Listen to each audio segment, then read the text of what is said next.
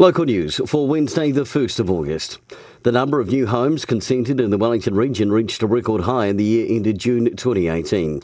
While South Wairarapa was down 0.1%, Carterton was up 7.1% and Masterton 63%.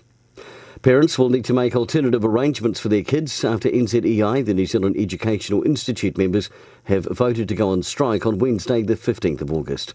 Teachers are striking for better pay and a more reasonable workload, along with better working conditions and for conditions for children, such as increased learning support funding and resourcing. The Big Latch On is promoting breastfeeding and takes place this Friday at the Carterton Event Centre. Last year recorded 109 babies latched.